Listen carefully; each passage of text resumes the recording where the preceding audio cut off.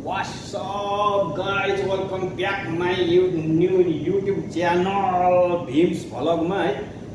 Bhims Vlog BHIMS Bhims Vlog okay guys अब चट्टला र तरकारी सरकारी सब पाके है अब रेडी अवस्थाको हो अब तरकारी पाको अब मैले ग्यास पनि अफ गरे गाइज है अब टक्कला ग्यास अफ गरे हैन अब एक चाख्न त पर्यो नि त अब कस्तो छ भनेर टक्कला चाख्न पर्यो हैन अब गज्ज बस गाइज है अब मज्जाले गज्ज बसेर यसो हल्का त अब दिन पर्यो नि गाइज है अब ओके छ गाइज ओके छ अब यो पाको रेडी भयो गाइज है अब यहाँ अब खानाको लागि टक्कलाएर अब थालसाल सफा गर्नु त पर्यो नि त हैन टक्कलाएर थालसाल सफा गर्नु पर्यो सफा गरेको टक्कलाएर अब यसरी अब देखाउनु पर्यो नि त गाइज है अब यसरी देखाउने हो गाइज अब यहाँ हेर्नुहोस् है गाइज अब मैले यहाँ थालसाल सफाइ गरेको राख्छु अब खानाको लागि है गाइज अब यो टक्कलाएर अब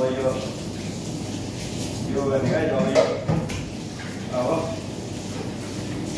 यो टक्कलाएर अब यहाँ सके गाइज अब टक्कलाएर यहाँ राख्नु पर्यो नि त गाइज अब यो यहाँ अब यो अब खानाको लागि अब 7 बजी खाइन्छ यो त खाइँदैन गाइज अब 7 बजी गाइज अब यो टक्कलाएर यहाँ अब यो सफाइ गरेर राखेपछि अब टक्कलाएर खानु भयो नि गाइज पानीजनालाई थाल रेडी पारेर राख्नु पर्यो नि गाइज पानीजनालाई थाल रेडी पारेर राख्यो गाइज चार भन्छ अब आफूलाई अनि आफूलाई गरेर अनि 5वटा थाल रेडी गर्ने गाइज ल अब थाल पनि रेडी भयो गाइज है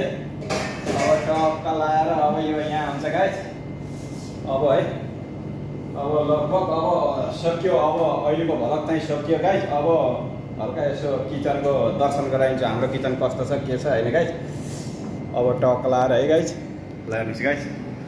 हाम्रो अब चिकन हैन